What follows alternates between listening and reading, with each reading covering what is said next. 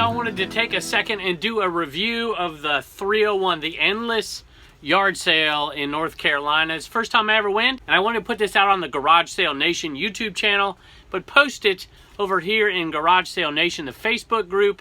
And it may not be completely relevant right now because this sale just ended. I think next year, before the sale starts, I might post it. It might refresh my own memory, getting a little older. Can't quite remember the strategy. So this is a one-time deal. I've only been to this sale once. So take this with a grain of salt. And those of you who have done it many times, comment below whether you're watching this on YouTube, or maybe you can comment below in Garage Sale Nation over here on the Facebook group. All right, I think this is most helpful for somebody who's never been. So the dates, by the way, have been announced for 2023, June 16, June 17. And I went both days. Now, I started at the top. If you don't know anything about the 301, it kind of parallels I-95. And I wish I would have made better use of that. Now that I know about, where the sales are that I would prefer to go back to, and you never know, right? Could be just one sale here and it could be a gold mine, and tons of sales here and not be great. So like I said, take it with a grain of salt. But if I had to do it again, I would do it a little bit different. I started at the top, so that's Roanoke Rapids, Weldon up there. And actually I was pretty happy with that morning. There's a sale in the park right there. I picked up a few things at the very top at Roanoke Rapids, Weldon, and then over there at the mill, I think they call it, there's a little area, and they had a few vendors, but a few yard sellers as well. Found a few things there. I think if I had flip-flopped it and gone to that one first, I know Eric OBX Picker did, I probably would have found some more. I probably would have flip-flopped those too. As you're heading south out of Weldon, hit a few more sales. I got to refresh my memory with some of these names here. So you're hitting Halifax and then Enfield. There's a couple here and there, and I did okay in some of those. And then there's nothing. So from my experience, there wasn't very much of anything from Enfield to Rocky Mount. I mean, there were sales, don't get me wrong, but it wasn't like, holy cow, I got to do this again. There wasn't much there. But at that point, in the southern part of Rocky Mount, there were some sales that I did okay. There's some vendors, and I did okay at some of the vendors as well. It's not like overpriced vendors. They were, for the most part, somewhat reasonably priced. Elm City, there was a couple. I'm going south here. I might have put up a map. Maybe I should stand over here and you can see a map, right? And it may not have all the cities, but you get an idea. Rocky Mount, of course, the southern side. Elm City, there's a couple. Wilson, a couple, in the southern part as well. And then you hit Kelly. And as I'm tired at this point. We've been going most of the day. So if I would have been down here sooner, I think I would have done okay on a Friday. Now, all of this is Friday, so I've never seen what I just talked about on a Saturday, so I really can't even tell you. So you'll maybe have to rely on some folks who have done this before to get an idea for that. So, all right, so we're going to go to Kelly and then Micro, Selma, Smithfield, and then we'll talk about the Smithfield down in just a second. So let's talk about what I would have done for day one if I were to do it again. I would have gone right into Smithfield. I would have stayed the night in Smithfield. Now, that's not to say I didn't enjoy Roanoke Rapids. That's a part of the country I've never been to, in Weldon and up there. And there were some good sales. So I think if you're not planning on going all the way south, that's where you should focus your time, maybe on Saturday, I don't know. And I had fun just doing that. But if I want to fill my truck up, which I think I could do no problem at that sale, I think I could probably fill, if I wanted to, and I had the energy to go, all day, I could fill up 3 trucks there. I filled up the truck, and we stopped early both days. And I could have bought a lot more than I did, so that'll give you an idea. There definitely are things, of course, I buy everything, so there are definitely things to be had right there.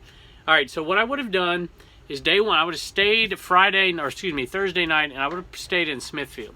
This is not a review for restaurants and hotels and all that, although it's a pretty good opportunity out there if you want to do some advertising next year on Garage Sale Nation. There you go. Man, it's easy stuff. All right, what do we got? I think the play is either one of two things. Either you take I-95 up to, say, and I don't know if this is exactly accurate, but you could go maybe to Kelly and then go down. I wouldn't do that. I would start in Smithfield. Right there, there's tons of sales right there. I would hit those right in Smithfield and go north through the northern parts of Smithfield on up, and then you're going to hit, what are you going to hit here? You're going to hit Selma, Micro. Maybe you get all the way up to Kelly before you're pooped out. I don't know. But there's a ton of sales right there. And I think once you're tired, then you jump on 95 and come back down. I think that might be the play for day one. I think. I think you could flip-flop these two strategies that I'm going to give you. And then day 2, I think I would not start in Smithfield. I think I'd jump on I-95 and go all the way down to Dunn. Hit some sales in Dunn early Saturday morning. There are a few early ones, like 6:30, I think, down there even. So I think that's probably what I would do. Hit those really early sales and then come up on Saturday, all the way up to you. Maybe you make it all the way back to Smithfield on 301 on Saturday. It's very possible you might need to not stop at every sale, but you could do that. And you could go from Dunn and just fill up your car, whatever it is. And then when it's full, or when you're tired, or when you're hungry, whatever, you can jump back on 95 and then go on up to Smithfield, or wherever you're from. You know, you might drive home or whatever. I'm close enough that I didn't spend Saturday night in Smithfield, so we bypassed it. But I think that's a decent strategy. If you're going to spend 2 nights, you could do a Thursday night, wake up Friday, go north, and then on Saturday you could go all the way south to Dunn on I-95 and then come back up. That's the strategy I would employ next year. I think I'm going to try that. And you know what? It might not be the right strategy next year, and I might kind of switch it around and try a few things. But I want to get your input. If you're an old pro at this sale, if you've done it multiple times, I know a few people out there who have.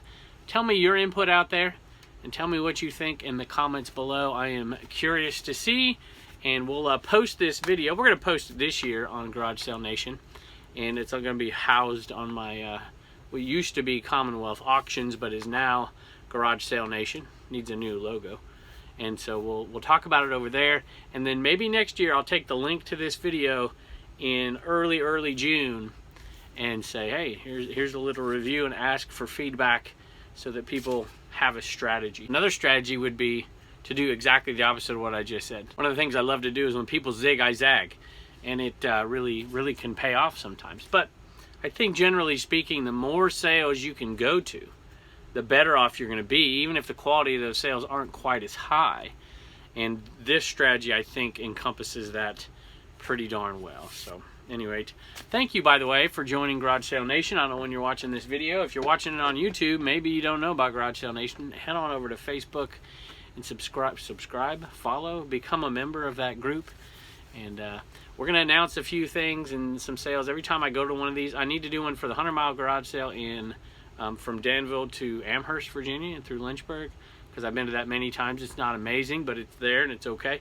I'm going to be headed out to at least 2 more, probably 3, maybe 4, and I'll do reviews of those as well. And I'll always be asking for the help of a lot of people out there who have done this. So thank you all so much for joining this group, and I hope this benefits you a little bit.